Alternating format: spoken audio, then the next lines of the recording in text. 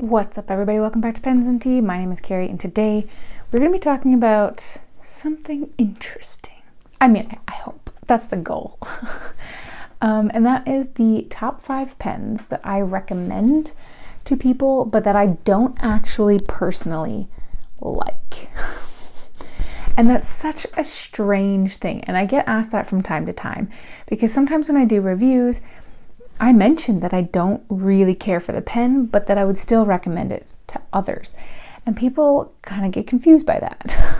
They're like, well, if you don't like it, then why would you recommend it to somebody else? And the answer to that is, well, it's just personal taste. It's like anything, right? Like, a book that I like, that I think would be the best book in the world, that I would read 13 times over, other people wouldn't. So like Jurassic Park, for example, I have read that book many times, will continue to read it throughout my lifetime. Other people would not like that at all. Same thing with fountain pens. And I think the one that I talk most frequently about, that I probably get the most questions about, is my first one. And these 5 really are in no particular order. This is also the only one that I actually still own one of the pens for it, and that is pretty much any TWSBI fountain pen. For those that have been along my journey for many years now, you know that I have had a love-hate relationship with TWSBI. And it essentially continues. I have finally found one that performs the way that I want it to, which is why this TWSBI Diamond 580 ALR, it's the R version, is still in my collection. Doesn't necessarily mean that it always will be, but it survived the cut this time. So why do I recommend it but don't personally like it? Well, I recommend it because it's super well built. I like the fact that you can completely take it apart to do a deep clean, which means you can put more difficult inks. So if I have like a shimmery ink, I'll put it in here because I can completely take it apart. And I think that they're really reasonably priced for the quality of the pen, like the build and the materials that go into it. You do have a fairly good chunk of options that you can go for between, most of them are pistons, but they have like the TWSBI Swipe, the TWSBI Go, the TWSBI Diamond. You get the vac fillers, you have mini ones, you got big ones. So you have a ton of options that you can choose from. But it's sort of choose your own adventure. The thing with TWSBI for me is that typically they are very dry writers.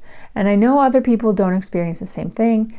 I also like fire hose fountain pens. That's just my bag. Other people don't. So they're very, very stiff nibs, no shock absorbing feeling, no bounce, nothing. It's a very stiff nail-like experience that is on the drier side. It's a more conservative writing experience that I typically don't really like. But I know that so many other people do. So many people love the way that this writes. So that really is why I recommend it, because it's a phenomenal build quality. You can choose from a wide variety of things like filling mechanisms and stuff like that. There's tons of different designs that you can choose from. And I recognize that most people enjoy the way that these write. It's just not for me. So the TWSBI is why I have that as the first one we're going to discuss. The second one that I'm going to discuss, I am constantly falling in and out of with, and that's the Lamy Safari. There's a lot of things to love about the Lamy Safari. Again, you can choose from a bunch of different options. There is the aluminum version, there's the plastic version. Then between those two, well, now you even have the luxe. So there's 3 different versions. And then between those 3, you have just an innumerable amount of color choices. It's wild. And they're constantly coming out with new ones every year. So there's tons and tons and tons of things that you can choose from. You also have the ability to swap nibs very, very easily. You can purchase separate nibs from for those units very, very easily. They're not expensive. I think they're like $20 or $25 for like just whatever you want. Actually, I think the pen is $20 to $25. It's been a while. Maybe a little bit more depending on which one. Like the Lux's ones are like $100, which is silly. But anyways, the nibs themselves are really cheap, so you can buy a whole bunch. You can get like an extra fine all the way up to like, I think a 1.5 millimeter. So you can get a whole bunch. So with one pen, you can get a just crazy amount of writing experiences. They're pretty darn durable. You can use cartridges, you can use converters. It is proprietary, but it does come with one. So basically the world is your oyster. And they're fairly well built for the price point. They're not as well built as a TWSBI, but TWSBI is also much more expensive. Not much, but more expensive. So you definitely get a ton of options, which is really awesome. And they're really, really widely available. You don't even have to go to like a fountain pen shop to find them. So that is a major plus in my book as well. It is considered one of the main entry-level pens for a reason. I think, to me, the triangular grip size of the pen itself, not a big deal. I have a typical conventional grip, so the triangle does not mean anything to me. I know a lot of people don't like that, but it doesn't really do anything for me. What does about the grip section though is just that it's narrow. And I do prefer girthier grip sections because usually when I use my pens, I write for a long time. So having a more narrow grip size can cause a bit of fatigue sometimes. And then the other reason why I don't typically use the Lamy Safari or love the Lamy Safari is actually similar to TWSBI. And that is, it's a very stiff writing experience that runs on the drier side. Again, that can be altered a little bit. Sometimes you can find one here or there that's not quite as stiff or dry. But for the most part, my experience, and I think I've had 5 or 6 safaris in my fountain pen career history, between the aluminum and the regular version, they all pretty much write the same. Yeah, I've had the dark lilac, the petrol, one of the blue ones, I can't remember. I had the regular blue one, I had the aluminum. So 5 for sure, potentially 6. Anyways, they all write relatively the same, which again, much like TWSBI, a lot of people love that. And it's not a knock against the pen. It is pretty much one of the most popular pens in the world for a reason. It's just not my preference. So great pen, just not for me anymore. The third thing that I will talk about, actually, I gave a very positive review. And actually, all of the pens I'm talking about, if you go through my channel, I've done detailed reviews of each pen that I've used. So do check that out. The third pen that I recommend is actually blew me out of the water when I first used it. And that was the Diplomat Magnum. I had next to no expectations with this pen. I really didn't have anything. I didn't have high hopes for it. It's a really inexpensive pen. It looks similar to the Lamy Safari, has a triangular grip. The one that I had like a rubbery feel to it, which was kind of cool. Now you can get tons of different finishes too. You can't swap out the nibs like you can on a Safari, so it's not quite as interchangeable. But man, do those things write really well. They I think are very underrated, and I wish that more people would try them. In fact, I would recommend the Diplomat Magnum over the Lamy Safari any day of the week. You get a really nice writing experience. It is on the slightly wetter side. It's not a flows, but a slightly wetter side. You do get a nice flow.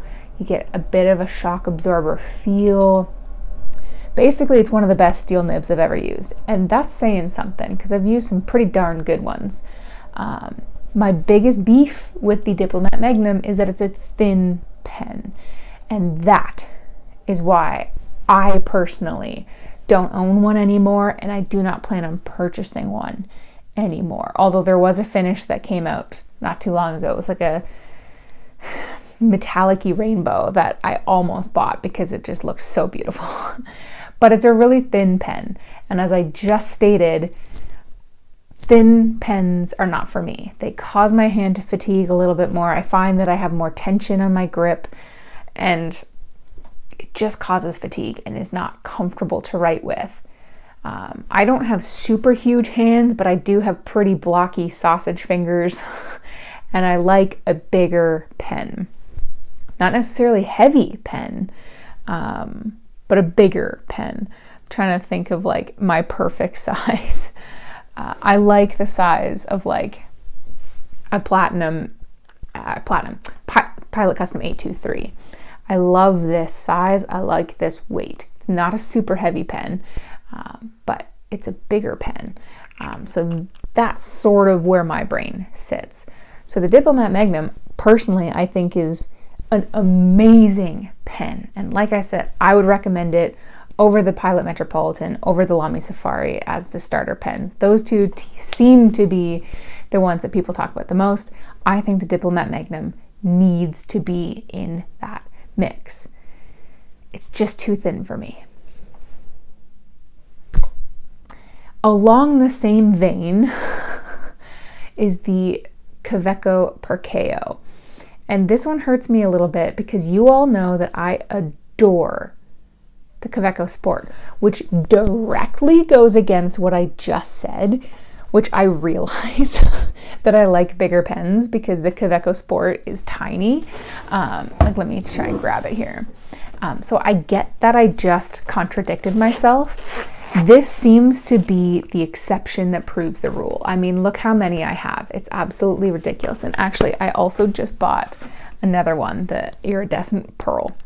Obviously, this is a teeny tiny pen, and it's also super light, so there's nothing there. This is the only one I use posted, by the way, and then it makes it long enough. But I don't know. I cannot explain why I love this pen so much. But yet every other pen that's slim, it's just not comfortable. I don't know. I can't explain it, okay? It's just one of those weird quirks of life that you're all just gonna have to get on board with, okay? So I get that contradicts me slightly. But the Kaweco Perkeo is too slim of a pen. Also, when you fill it, it has this little divot at the very end of the grip section that's there to stop you from like slipping your fingers to the actual nib. But that little divot, and again, if you watch my like actual video, you'll see, collects ink when you fill it.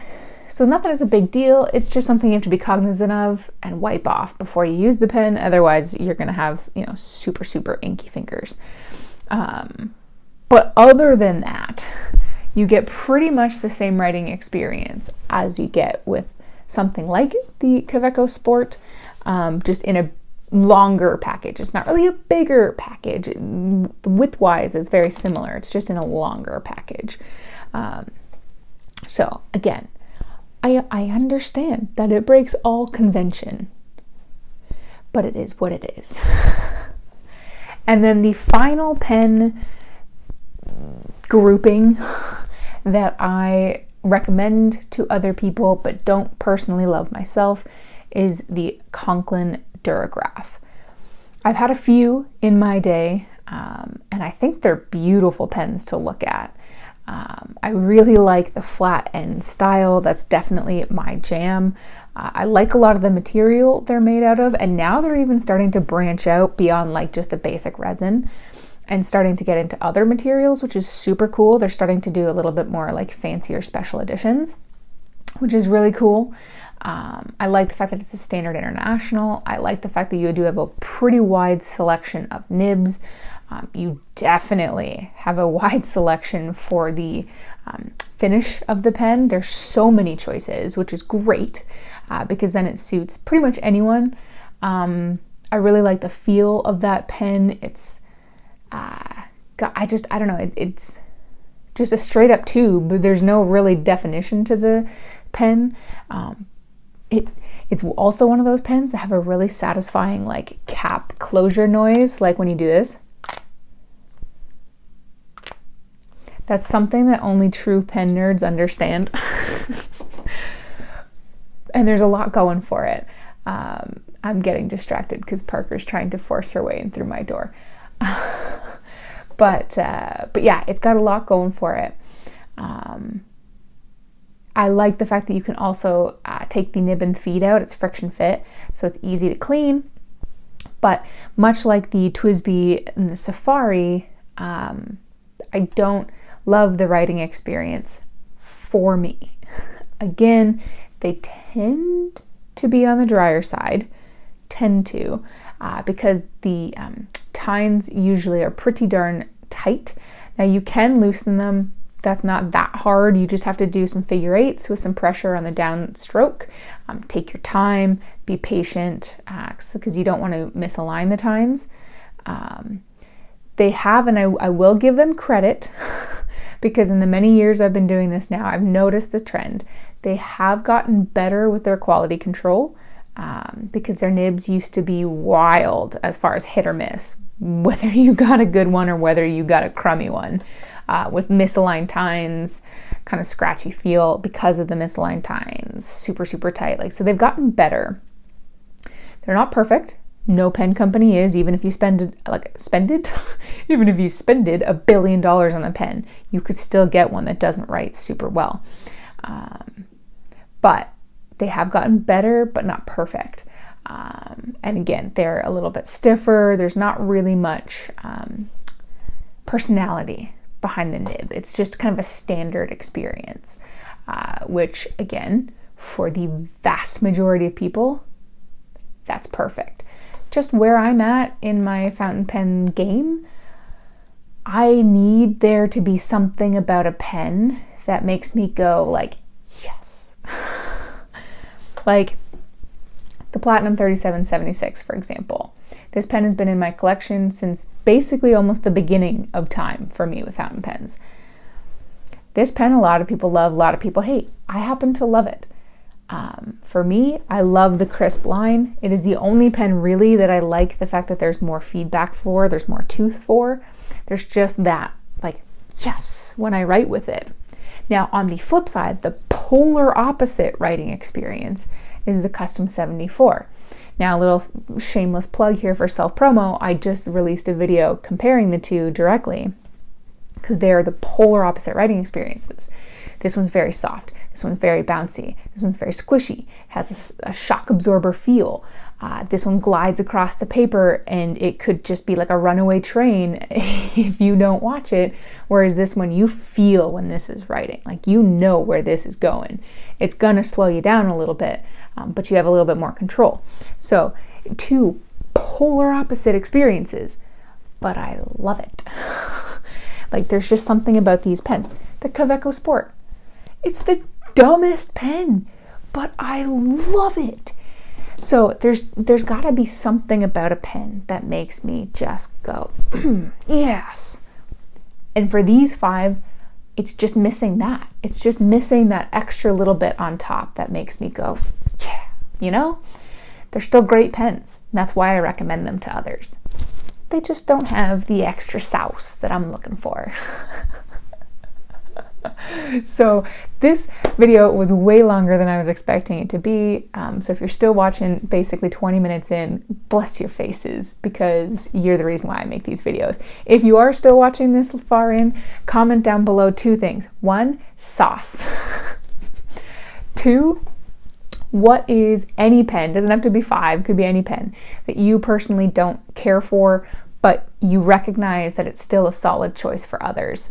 And then if you're willing to comment that, you might as well hit that like, hit the subscribe, check out the Patreon if you want to support me and what I do here. And as always, thank you so much for watching. I very much appreciate you, and I'll see you next time. Bye. All right, ladies and gentlemen, it is time to thank all of my VIP and above patrons. This was filmed May 2nd, so if you don't see your name and you've just started supporting me, don't worry. It will appear as soon as I can update it. So we have Mr. Daniel Roddy, we have Elizabeth, Glenn Kelly, Joan Worthman, Brian Hunter, Aaron C., Luna Wolf Games, Bobby A. Bailey, Bass, Wayley Chang, Brian Law, Lucas Bell, Aubrey Madcore, Marissa Calvo, Eric Lineman, Jessica Chow, Stephen Baldwin, Carol Lowry, Michael Simon, Sean Sturdy, Catherine Molina, Robert Myers, Bianca Andrews, Bill Pemberton, Karen Epstein, Gretchen Peters, Subiwan Kenobi, which is just the best name. She's actually presidential tier, Bianca Andrews, DigitalTent.tech, and McCall Bennett Lawrence. Thank you all, regardless of the tier you choose. You will never know how much it actually means to me that you support me, my content, and what I do here. Thank you, thank you, thank you.